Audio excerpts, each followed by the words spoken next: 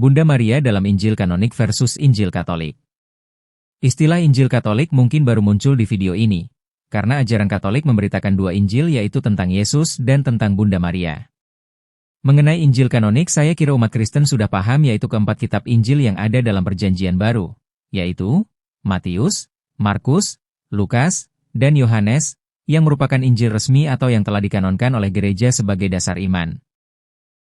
Sedangkan Injil Katolik yang saya maksud adalah berita tentang Bunda Maria yang hanya diajarkan atau ditonjolkan dalam gereja Katolik, sebab berita tentang Maria versi gereja Katolik ini tidak diajarkan di dalam Injil kanonik. Di dalam ajaran gereja Katolik, Bunda Maria menjadi pribadi kedua yang sangat dimuliakan selain Yesus. Bahkan Bunda Maria dihormati melampaui Yesus itu sendiri. Sebab dalam pemikiran gereja Katolik Bunda Maria itu Bunda Yesus dan memiliki peran penting dalam karunia keselamatan. Sebab jika tidak ada Bunda Maria maka karunia keselamatan itu pun tidak ada. Selain itu Bunda Maria memiliki peran penting dalam membujuk atau memerintah Yesus. Sehingga gereja mengajarkan supaya berdoa kepada Yesus melalui perantara Bunda Maria.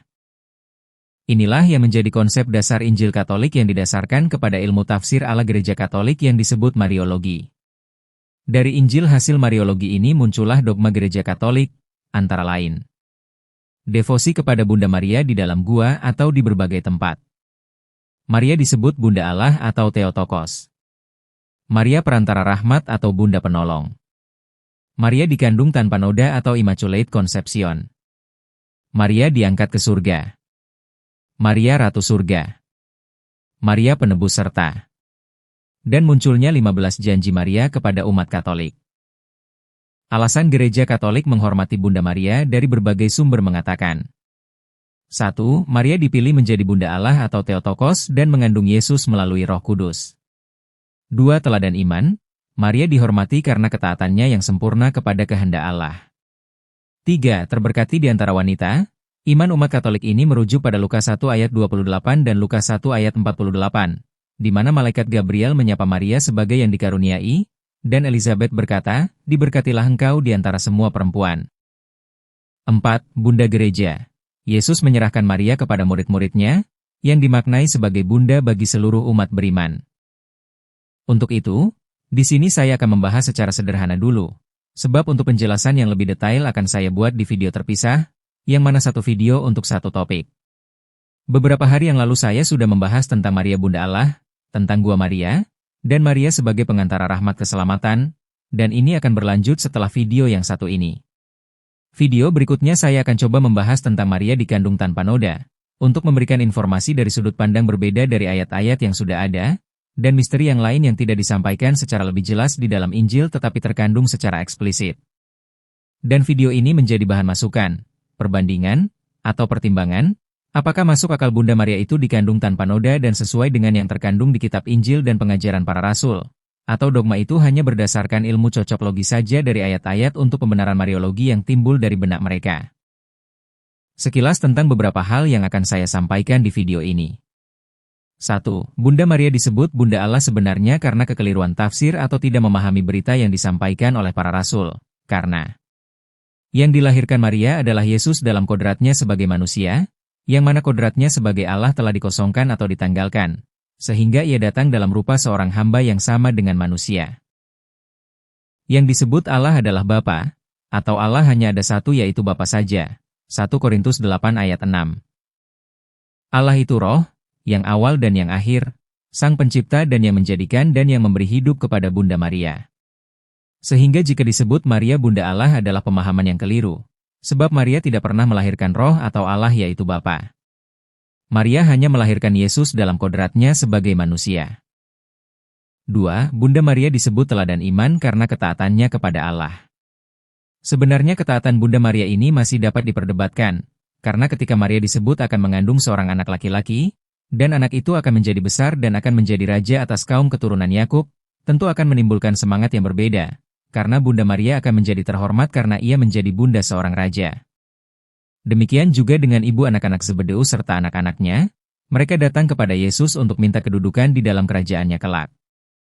Matius 20 ayat 20-21. Kita juga dapat melihat bagaimana tanggapan Yesus sewaktu seseorang melihat Maria ibunya dan saudara-saudaranya mencari dia. Matius 12 ayat 48-50. Tetapi jawab Yesus kepada orang yang menyampaikan berita itu kepadanya, "Siapa ibuku? Dan siapa saudara-saudaraku?" Lalu katanya, sambil menunjuk ke arah murid-muridnya, "Ini ibuku dan saudara-saudaraku. Sebab siapapun yang melakukan kehendak Bapakku di sorga, dialah saudaraku laki-laki, dialah saudaraku perempuan, dialah ibuku." Artinya, Yesus tidak lebih mengutamakan Bunda Maria dan saudara-saudaranya daripada mereka yang melakukan kehendak Allah. Ada kemungkinan Bunda Maria dan saudara-saudaranya terlalu khawatir kepada Yesus sehingga mereka membatasi Yesus untuk melakukan pekerjaannya. 3. Bunda Maria terberkati di antara wanita. Dalilnya, Lukas 1 ayat 28 dan pasal 1 ayat 48. Lukas 1 ayat 28. Ketika malaikat itu masuk rumah Maria, ia berkata, "Salam, hai engkau yang dikaruniai, Tuhan menyertai engkau." Pengertian dikaruniai adalah karena Maria mengandung calon Mesias yaitu Yesus dan tentu Tuhan menyertai Maria. Lukas 1 ayat 48. Sebab ia telah memperhatikan kerendahan hambanya. Sesungguhnya, mulai dari sekarang segala keturunan akan menyebut aku berbahagia. Kalimat yang berkata, segala keturunan akan menyebut aku berbahagia sebenarnya disalahartikan oleh Gereja Katolik, seolah-olah Bunda Maria saja yang berbahagia, padahal yang berbahagia adalah segala keturunan, dan mereka inilah yang berkata, aku berbahagia. Ada dua alasan mengapa yang berbahagia di situ adalah segala keturunan, yaitu Lukas 11 ayat 27-28. Ketika Yesus masih berbicara, berserulah seorang perempuan dari antara orang banyak dan berkata kepadanya, "Berbahagialah ibu yang telah mengandung engkau dan susu yang telah menyusui engkau." Tetapi ia berkata, yang berbahagia ialah mereka yang mendengarkan firman Allah dan yang memeliharanya. 3. Bunda Maria terberkati di antara wanita. Dalilnya, Lukas 1 ayat 28 dan pasal 1 ayat 48. Lukas 1 ayat 28. Ketika malaikat itu masuk rumah Maria, ia berkata, "Salam, hai engkau yang dikaruniai, Tuhan menyertai engkau." Pengertian dikaruniai adalah karena Maria mengandung calon Mesias yaitu Yesus dan tentu Tuhan menyertai Maria. Lukas 1 ayat 48. Sebab ia telah memperhatikan kerendahan hambanya. Sesungguhnya, mulai dari sekarang segala keturunan akan menyebut aku berbahagia. Kalimat yang berkata, segala keturunan akan menyebut aku berbahagia sebenarnya disalahartikan oleh Gereja Katolik, seolah-olah Bunda Maria saja yang berbahagia, padahal yang berbahagia adalah segala keturunan, dan mereka inilah yang berkata, aku berbahagia. Ada dua alasan mengapa yang berbahagia di situ adalah segala keturunan, yaitu Lukas 11 ayat 27-28. Ketika Yesus masih berbicara, berserulah seorang perempuan dari antara orang banyak dan berkata kepadanya, "Berbahagialah ibu yang telah mengandung engkau dan susu yang telah menyusui engkau." Tetapi ia berkata, yang berbahagia ialah mereka yang mendengarkan firman Allah dan yang memeliharanya. Yesaya 53 ayat 10. Tetapi Tuhan berkehendak meremukkan dia dengan kesakitan. Apabila ia menyerahkan dirinya sebagai korban penebus salah, ia akan melihat keturunannya, umurnya akan lanjut, dan kehendak Tuhan akan terlaksana olehnya. Siapa keturunannya berdasarkan Yesaya 53 ayat 10 ini? Mereka yang disebut segala keturunan adalah keturunan rohani, yaitu orang-orang percaya, atau mereka yang dibenarkan oleh kematian Yesus. Yesus memiliki keturunan bukan dalam arti literal sebagai keturunan daging, tetapi anak-anak Allah. Yohanes 1 ayat 13, orang-orang yang diperanakan bukan dari darah atau dari daging, bukan pula secara jasmani oleh keinginan seorang laki-laki, melainkan dari Allah. 3. Bunda Gereja. Dasarnya karena Yesus menyerahkan Maria kepada murid-muridnya, yang mana para murid Yesus inilah yang mendirikan gereja mula-mula. Maria melahirkan Yesus dalam kodratnya sebagai manusia. Yesus bukan keturunan Bunda Maria secara rohani. Yesus adalah anak Allah. Yesus disebut kepala jemaat atau kepala gereja adalah karena gereja sebagai tubuh Kristus. Roma 12 ayat 5, 1 Korintus 12 ayat 27. Tubuh Kristus juga disebut tubuh rohaniah, dan masing-masing jemaat sebagai anggotanya adalah mereka yang diperanakan secara rohani dan mereka disebut anak-anak Allah. Jika Yesus bukan keturunan rohani dari Maria, sedangkan kepala gereja tertinggi dan yang utama adalah Yesus Kristus, apakah Maria dapat disebut Bunda Gereja? Jika Maria disebut Bunda Gereja, saya pastikan pendapat itu keliru. Kalau Yohanes 19 ayat 26-27 dijadikan sebagai dasar untuk menyebut Maria sebagai bunda gereja sebenarnya tidak tepat, dengan alasan Yesus menyerahkan Yohanes menjadi anak Maria adalah untuk menggantikan dirinya. Yohanes 19 ayat 26, karena status Yesus sebagai anak Maria akan selesai, sebab Yesus akan mati, dan ia akan bangkit tetapi bukan lagi sebagai anak Maria, sebab ia akan kembali ke dalam kemuliaannya. Yohanes dijadikan sebagai anak Maria bukan anak secara rohani, tetapi anak angkat yang bertugas memelihara Bunda Maria di sisa hidupnya, dan murid-murid Yesus yang lain diminta supaya menjadikan Maria sebagai ibu mereka juga dalam hal hubungan kemanusiaan. Yesus atau kitab Injil termasuk surat-surat para rasul tidak pernah mengajarkan atau memerintahkan untuk memuliakan Bunda Maria. Sebab hanya Tuhanlah yang patut dimuliakan. Yesus sendiri di saat sebagai manusia mengatakan bahwa ia tidak memuliakan dirinya sendiri, tetapi oleh Bapa yaitu Allah. Yohanes 8 ayat 54. Jawab Yesus, "Jikalau aku memuliakan diriku sendiri, maka kemuliaanku itu sedikit pun tidak ada artinya. Bapakulah yang memuliakan aku, tentang siapa kamu berkata? Dia adalah Allah kami." Artinya, bukan manusia memuliakan manusia, Bapalah yang memuliakan kita, yaitu Dia yang kita sebut Allah. Memuliakan Maria dengan memberikan gelar kehormatan, bahkan menjadikan dia sebagai pengantara doa kepada Yesus, hampir sama dosanya ketika Raja Saul meminta bantuan kepada seorang perempuan untuk memanggil roh Samuel. Samuel 28 ayat 7-13. Dalam Samuel 28 ayat 14-19 ada roh yang muncul menyerupai Samuel dan berbicara kepada Saul. Demikian juga yang terjadi kepada gereja Katolik yang selalu menyampaikan permohonan kepada Tuhan melalui Bunda Maria. Sehingga sering terdengar adanya penampakan Bunda Maria di dalam gua dan tempat-tempat lain kepada umat Katolik, padahal Maria yang asli ada di dalam sorga. Bagaimana mungkin di satu sisi umat Katolik percaya kalau Bunda Maria diangkat ke surga, sementara di sisi lain Maria menampakkan diri di dalam gua dan tempat-tempat lain yang bukan gereja? Sedangkan gua-gua yang gelap adalah tempat menyimpan malaikat-malaikat yang berbuat dosa menunggu masa penghakiman di dalam neraka. 2 Petrus 2 ayat 4. Bagaimana mungkin Maria yang di sorga kemudian muncul di dalam gua, atau di tempat-tempat lain? Bukankah yang menampakkan diri itu adalah iblis yang mengambil rupa seperti Maria untuk menyesatkan Anda? Tuhan telah melarang bangsa Israel untuk bertanya kepada arwah atau kepada roh peramal atau yang meminta petunjuk kepada orang-orang mati. Sebab setiap orang yang melakukan hal-hal ini adalah kekejian bagi Tuhan. Ulangan 18 ayat 11-12. Mengapa hal ini masih dilakukan oleh gereja Katolik? Tuhan itu Immanuel, dan ia berdiam di dalam diri orang beriman. Tuhan telah mengutus Roh Kudus untuk menyertai umatnya dan mengajar segala sesuatu kepada kita dan akan mengingatkan kita akan semua yang telah dikatakan Tuhan kepada kita. Yohanes 14 ayat 26. Sehingga Allah tidak membutuhkan pengantara doa kepadanya, sebab ia sendiri berdiam di dalam diri orang beriman.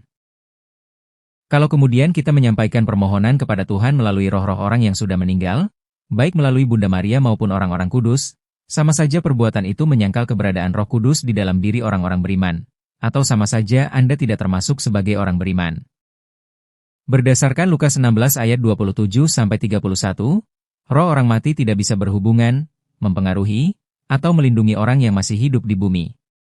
Jika ada roh orang mati menampakkan diri kepada manusia, roh tersebut adalah roh yang masih terikat atau diperhamba oleh iblis, atau penampakan itu adalah iblis yang mengambil rupa seseorang. Gereja Katolik telah membuat ajaran baru dan Injil lain di luar Injil kanonik, padahal yang menjadi objek di dalam seluruh kitab Perjanjian Lama dan Perjanjian Baru hanya Yesus, tidak ada yang lain. Pergeseran ajaran dalam iman gereja Katolik sudah jauh menyimpang. Yesus bukan lagi objek tunggal dalam penyembahan, tetapi ada pribadi lain yaitu Bunda Maria yang terkadang dipahami lebih tinggi kedudukannya daripada Yesus itu sendiri. Sebab Maria disebut Bunda Allah dan Yesus adalah anaknya, yang mana seorang ibu dapat membujuk atau mempengaruhi seorang anak dalam mengambil keputusan. Bunda Maria yang adalah makhluk ciptaan atau seorang hamba, dan Sang Pencipta itu adalah Tuhan yaitu Yesus. Seakan-akan Sang Pencipta tunduk kepada hambanya yang adalah makhluk ciptaannya sendiri. Seakan-akan Maria dan Yesus hidup seperti ketika masih di dunia, yang mana Yesus harus taat kepada ibu dan ayahnya. Ini adalah pandangan yang keliru yang menganggap sorga itu tidak jauh berbeda dengan hidup di dunia.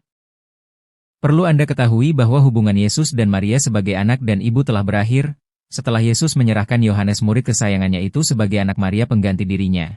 Sebab seluruh penggenapan hukum Taurat akan selesai sebentar lagi, yang mana Yesus akan mati dan bangkit di hari ketiga, dan ia akan kembali ke dalam kemuliaannya di dalam Bapa. Kita dapat melihat apa yang dilakukan Yesus setelah ia bangkit dari kematian. Apakah Yesus langsung menemui Bunda Maria atau kembali ke rumah mereka di Nazaret untuk menemui saudara-saudaranya terlebih dahulu untuk memberi kabar bahwa ia telah bangkit? Fakta yang dilakukan Yesus setelah ia bangkit dari kubur berdasarkan kitab Injil adalah Yesus tidak diberitakan kembali ke rumah Maria di Nazaret atau ke tempat murid-murid Yesus berkumpul, tetapi Yesus pergi ke Galilea. Yesus pertama kali menampakkan diri bukan kepada Maria ibunya tetapi kepada Maria Magdalena. Yesus meminta Maria Magdalena untuk menyampaikan kabar sukacita bahwa ia telah bangkit kepada para muridnya, bukan kepada Maria, ibunya. Tidak ada berita di keempat Injil jika Yesus menampakkan diri kepada Bunda Maria setelah ia bangkit. Dari sini jelas bahwa hubungan Maria sebagai Bunda Yesus sudah selesai. Yesus justru lebih mengutamakan bertemu dengan para murid-muridnya daripada Bunda Maria. Berikut ini saya coba menyampaikan keterangan-keterangan Alkitab tentang kepada siapa saja Yesus menampakkan diri setelah kebangkitannya. Maria Magdalena, orang pertama yang ditemui Yesus di dekat kubur. Markus 16 ayat 9 dan Yohanes 20 ayat 11-18. Simon Petrus, Yesus menampakkan diri secara khusus kepada Petrus. Lukas 24 ayat 34 dan 1 Korintus 15 ayat 5. Dua murid di jalan ke Emmaus, Yesus bercakap-cakap dengan mereka. Lukas 24 ayat 13-15.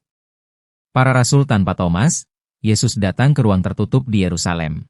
Yohanes 20 ayat 19-20.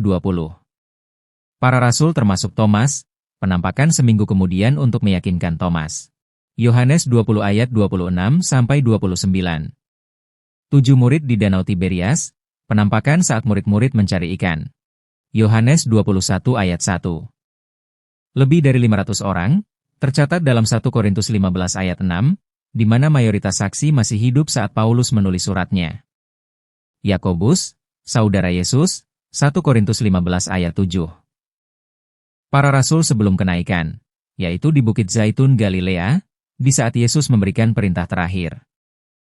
Bahkan saya tidak menemukan ayat yang mengatakan Yesus menemui Bunda Maria setelah kebangkitannya. Berita tentang Bunda Maria terakhir hanya tertulis di Kisah Para Rasul 1 ayat 14 yang mengatakan, mereka semua bertekun dengan sehati dalam doa bersama-sama, dengan beberapa perempuan serta Maria, Ibu Yesus, dan dengan saudara-saudara Yesus. Artinya bahwa tidak ada petunjuk bahwa Bunda Maria begitu penting untuk diberitakan di dalam kitab Injil dan tentu tidak menjadi objek penting untuk dimuliakan di dalam gereja. Yesus datang ke dalam dunia sebagai berkat keselamatan. Bukan karena Bunda Maria saja sehingga Maria dianggap sebagai pribadi yang paling penting bahkan dinobatkan sebagai Bunda Pengantara, Bunda Penolong, Bunda Penebus serta, dan lain-lain. Ketahuilah jika tidak ada ahli Taurat atau imam-imam kepala untuk memerintahkan supaya Yesus dihukum, tidak ada Yudas yang berperan sebagai pengkhianat kepada Yesus, tidak ada tentara Romawi yang mengeksekusi hukuman mati kepada Yesus, dan lain sebagainya, maka berkat keselamatan itu tidak akan ada. Oleh karena itu, berkat keselamatan itu datang dari bangsa Yahudi, yang mana Bunda Maria hanya salah seorang yang memiliki peran dalam seluruh peristiwa itu.